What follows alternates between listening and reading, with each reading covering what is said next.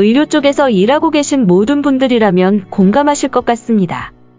대학교 다니면서 기대했던 병원 생활과는 전혀 다르고 이직률도 높다 보니 직업에 대한 불안감도 점점 커지고 자존감도 낮아졌었습니다.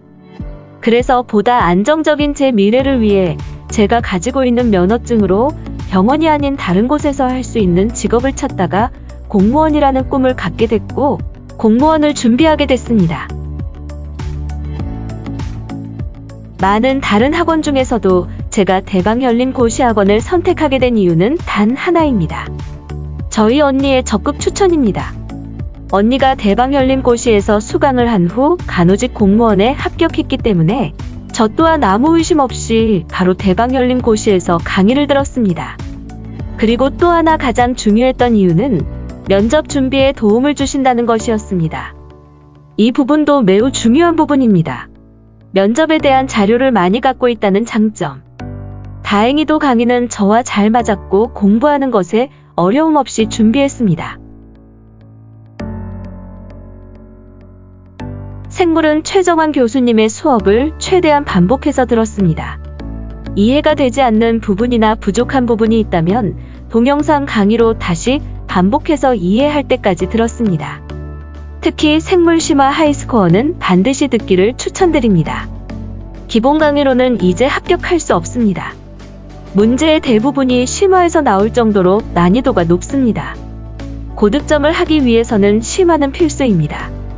심화는 듣다 보면 어려운 내용이지만 교수님께서 이해하기 쉽도록 잘 설명해 주시고 특히 경기도는 워낙 경쟁률도 높기 때문에 기본적으로 평균 93점은 받아야 합격 컷입니다. 한 문제 차이로 떨어지는 경우도 많습니다. 저도 그랬었고 그 한 문제가 지역적인 문제인 경우가 굉장히 많습니다. 강의를 듣다 보면 책에 있는 내용을 설명해 주실 때도 있으니 그런 것 하나하나 꼭 필기해서 기억하시길 추천드립니다. 그리고 또 하나 중요한 것은 문제풀이입니다. 이론도 중요하지만 계속 경기도 시험을 봐 와본 결과 요즘 나오고 있는 문제들이 단순 암기로 풀 수 있는 문제보다는 내가 알고 있는 내용을 문제에 응용시켜 대입을 해서 풀어야 하는 문제들입니다. 교수님은 굉장히 많은 문제들을 보유하고 계시기 때문에 다양한 유형의 문제들을 접해볼 수 있고 접근하는 방법을 알려주셔서 문제 푸는데 많은 도움이 되었습니다. 공중보건은 김희영 교수님의 강의를 들었습니다. 개념 강의를 정말 많이 반복했습니다. 계속해서 듣다 보니 저절로 암기가 되기도 하고 문제도 계속해서 풀다 보니 시험에 이런 유형의 문제들이 나오는구나 하고 익숙하게 느껴졌습니다. 저는 책 내용을 연습장에 제 방식으로 정리했습니다. 정리한 연습장을 매일매일 반복해서 봤고 교수님께서는 더 쉽게 암기할 수 있는 방법이나 상황을 제시해 주시기 때문에 많은 도움을 받았습니다. 그리고 공중보건 같은 경우는 매년 바뀌는 부분이 있기 때문에 꼭 그 부분에서는 확인하셔야 합니다. 수치 하나 잘못 외웠다가 한 문제가 날아갈 수 있습니다. 하지만 김희영 교수님은 그런 부분을 잘 잡아주시고 바로바로 알려주시기 때문에 강의 듣는 분들은 걱정 안 하셔도 될 것 같습니다. 의료기술직 공무원이 소수직렬이다 보니 일을 그만두고 공부에만 올인하기가 힘들었습니다. 그 해에 뽑는다는 보장도 없었기 때문에 2년 정도는 직장과 병행했습니다. 하지만 자꾸 한 문제 차이로 떨어지고 면접에서 떨어지고 너무 속상했습니다. 그래서 이번이 마지막이다 생각하고 직장 그만두고 공부에 올인했습니다. 저는 아침 7시에 일어나 바로 책상 앞에 앉아서 공부를 시작했고 경기도 시험 시작 시간이 10시이기에 10시에 생물과 공중보건 문제를 마치 진짜 시험 보는 것처럼 풀었습니다. 경기도 의료기술직은 총 시험 기간이 40분입니다. 하지만 마킹 시간 포함이니 저는 30분으로 타이머 해놓고 문제를 풀었습니다. 이렇게 문제 푸는 연습이 시험장에서 많은 도움이 되었습니다. 저는 하루에 순수 공부 시간이 10시간 정도였고 달력에 그날 해야 하는 공부 범위를 체크하고 무슨 일이 있어도 지키도록 노력했습니다.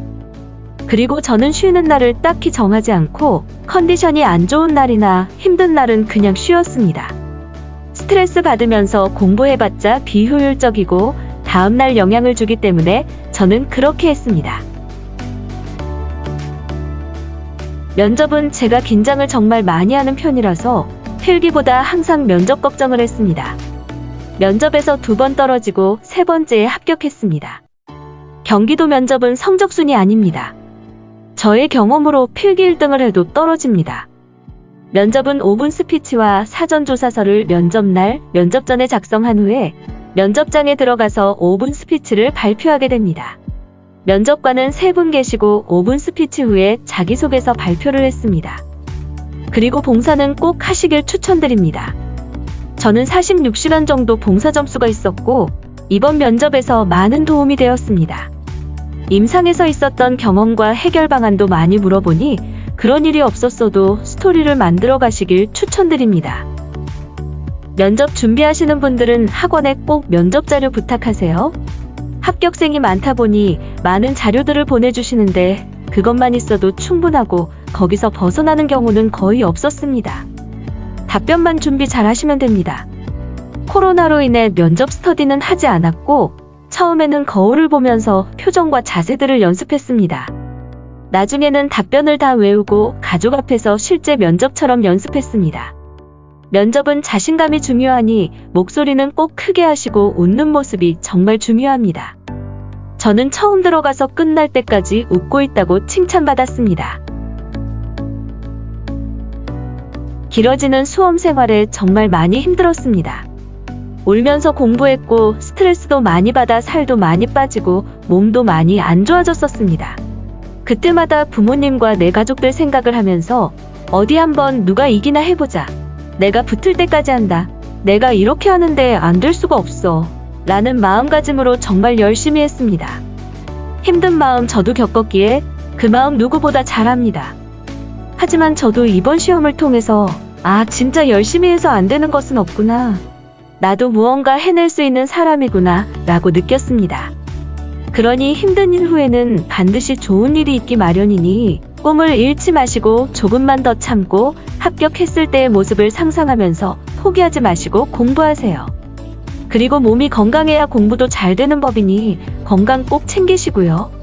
우리는 다 소중한 사람입니다.